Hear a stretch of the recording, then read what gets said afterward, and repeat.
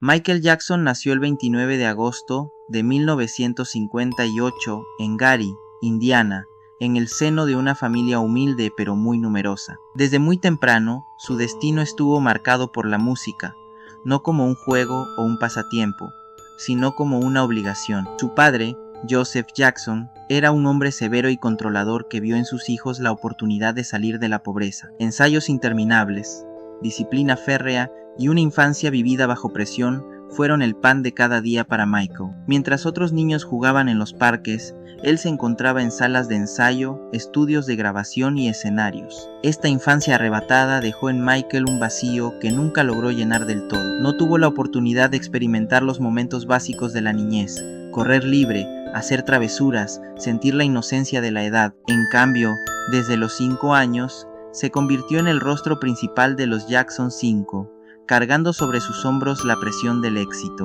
Ese desequilibrio marcó profundamente su personalidad, generando en él la necesidad de aferrarse a la niñez como una etapa perdida que debía recuperar a toda costa. Los psicólogos explican que cuando una etapa del desarrollo no se vive en plenitud, se producen huellas emocionales difíciles de borrar. Michael creció en medio de aplausos y luces, pero en soledad. Lo que millones de personas celebraban como el inicio de una carrera brillante, para él era una prisión dorada. Allí comenzó a gestarse lo que más tarde conoceríamos como el efecto Peter Pan en su vida. La resistencia a aceptar la adultez, a crecer y a dejar atrás la inocencia que nunca tuvo. El llamado síndrome de Peter Pan no es un trastorno reconocido oficialmente en los manuales de psiquiatría, pero sí se utiliza como metáfora psicológica para describir a aquellos adultos que se niegan a crecer. El término fue popularizado por el psicólogo Dan Keeley en la década de 1980 y hace referencia a personas que, pese a llegar a la adultez, mantienen actitudes propias de la infancia o la adolescencia. En la literatura y en el cine, Peter Pan representa al niño eterno, aquel que se rehúsa a envejecer y permanece para siempre en la fantasía. En la vida real, esta metáfora ha servido para describir a hombres y mujeres que, por distintos motivos, no logran asumir responsabilidades adultas, mantienen una dependencia emocional con figuras protectoras o buscan recrear constantemente la etapa infantil. En el caso de Michael Jackson, esta idea adquirió una dimensión única. No se trataba de una simple inmadurez o capricho, sino de una herida emocional profunda. El artista no es que se negara a crecer, más bien buscaba recuperar aquello que le fue negado. Nunca tuvo la libertad de ser niño, y en la adultez trató de construir ese mundo perdido a través de símbolos, espacios y conductas que recordaban a la infancia. El efecto Peter Pan en Michael se manifestó de formas muy visibles, desde su tono de voz suave y aniñado, su forma de vestir y de presentarse públicamente, hasta la construcción de su famoso rancho Neverland. Para muchos, estas actitudes eran excéntricas o incluso sospechosas. Para otros, eran el grito silencioso de alguien que jamás logró reconciliarse con el hecho de haber crecido sin juegos ni inocencia. Neverland no fue simplemente una mansión de lujo, fue la materialización de la mente de Michael Jackson, un espacio diseñado para recrear un paraíso infantil en medio de la adultez. Inspirado en la isla de Peter Pan, el rancho contaba con parques de diversiones, zoológicos, lagos artificiales y decoraciones que evocaban un cuento de hadas. Para Michael, Neverland era mucho más que una propiedad, era un refugio emocional. Allí podía escapar de la presión mediática, del escrutinio público y de las exigencias del mundo adulto. En ese espacio se permitía reír, jugar, invitar niños y vivir lo que nunca pudo en su niñez. Cada detalle estaba pensado para recrear la fantasía: carruseles, trenes, disfraces, películas y hasta habitaciones temáticas. La construcción de Neverland fue un acto simbólico, un intento desesperado por recuperar lo que se le había arrebatado. Sin embargo, este mundo de fantasía también levantó sospechas y críticas. Muchos no lograban comprender cómo un adulto podía vivir rodeado de símbolos infantiles. La sociedad, acostumbrada a separar lo adulto de lo infantil, veía en Neverland una rareza, una excentricidad que alimentaba rumores y controversias. Pero más allá de lo que se dijera, Neverland representaba la lucha interna de Michael. Ser a la vez un ícono adulto de la música y un niño atrapado en el cuerpo de un hombre. Aunque era amado por millones de fans alrededor del mundo, Michael Jackson vivía en una profunda soledad.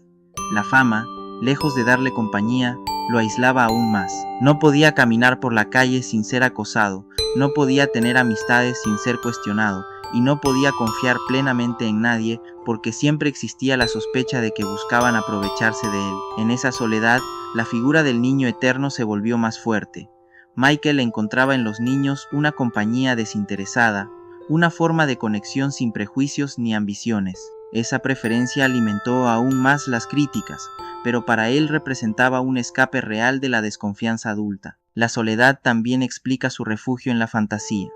Al no poder construir relaciones adultas sólidas, Michael prefería regresar a lo que le resultaba seguro, la niñez. En Neverland, rodeado de juegos y símbolos infantiles, podía olvidar por un instante las traiciones, los contratos y las batallas legales. Allí, el rey del pop dejaba de ser ídolo para convertirse simplemente en Michael, el niño que nunca pudo crecer. Pero el efecto Peter Pan no solo fue un refugio, también tuvo un alto precio. Michael Jackson fue constantemente criticado por sus actitudes consideradas inmaduras. La prensa lo ridiculizaba, lo llamaba guaco yaco y cuestionaba cada una de sus decisiones. El público, que lo adoraba en el escenario, no siempre entendía al hombre detrás de la máscara. La eterna infancia se convirtió en un arma de doble filo. Si bien le permitió mantener viva la creatividad, la imaginación y la sensibilidad que nutrían su arte, también lo convirtió en blanco de acusaciones y burlas. Para algunos, Neverland era una expresión artística, para otros, una fachada peligrosa. El precio emocional fue devastador.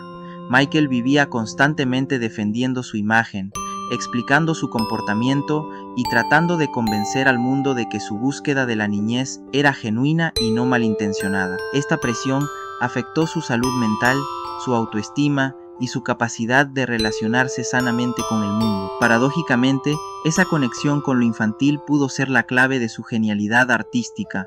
Michael Jackson mantenía una capacidad de asombro y de juego que se reflejaba en cada una de sus creaciones. Sus videoclips eran universos fantásticos, coreografías innovadoras y espectáculos que parecían sacados de un sueño. El escenario era su verdadero Neverland, un lugar donde la realidad se transformaba en magia, donde el público entraba en su mundo de fantasía. Cada vez que bailaba o cantaba, Michael se reconectaba con ese niño interior que buscaba ser escuchado. La eterna niñez, más que una carga, también fue un motor creativo. Su capacidad para conectar con emociones puras, con la inocencia y la sorpresa, lo hicieron un artista universal, capaz de emocionar tanto a niños como a adultos en cualquier parte del mundo. La sociedad tiene una visión muy clara sobre lo que significa ser adulto, responsabilidades, seriedad y desapego de lo infantil. Michael Jackson rompía con esa norma y pagaba el precio. Los medios se obsesionaron con su estilo de vida, cuestionaban su salud mental y ridiculizaban sus decisiones. Esta incomprensión también refleja un tabú. ¿Por qué se ve mal que un adulto conserve aspectos de la niñez? ¿Por qué lo infantil se asocia con debilidad o ridiculez? En Michael, estas preguntas se hacían inevitables. La prensa prefería atacarlo en lugar de analizar la herida emocional que había detrás de su comportamiento. La falta de empatía social lo llevó a un callejón sin salida. Cuanto más buscaba refugiarse en su mundo, más sospechas levantaba.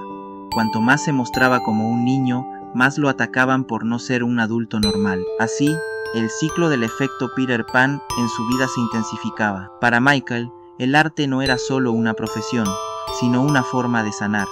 Cada canción, cada coreografía y cada espectáculo eran una manera de expresar lo que llevaba dentro. Temas como Childhood o Heal the World revelaban directamente su necesidad de hablar de la niñez, la inocencia y el dolor. Su música se convirtió en un puente entre él y el mundo. Mientras en su vida personal era incomprendido, en el escenario lograba que millones de personas conectaran con su mensaje. A través del arte, lograba liberar emociones reprimidas y transformar su sufrimiento en algo hermoso. En este sentido, el efecto Peter Pan no fue solo una herida, sino también una fuente creativa. La infancia perdida, la soledad y la necesidad de refugio dieron origen a algunas de las obras más poderosas de la historia de la música. Más allá de polémicas y juicios, el legado de Michael Jackson sigue vivo. Sus canciones, su estilo y su manera de entender el espectáculo marcaron un antes y un después, pero también dejó una enseñanza psicológica, la importancia de cuidar la infancia. La vida de Michael nos recuerda que lo que no se vive en la niñez se arrastra en la adultez. Su obsesión con el mundo infantil no fue un capricho, sino la manifestación de una carencia profunda. En él, el efecto Peter Pan se volvió visible para el mundo entero, mostrándonos cómo el dolor puede transformarse en arte, pero también en sufrimiento personal. Michael Jackson fue dos personas en una: el adulto más famoso del planeta y el niño que nunca pudo crecer.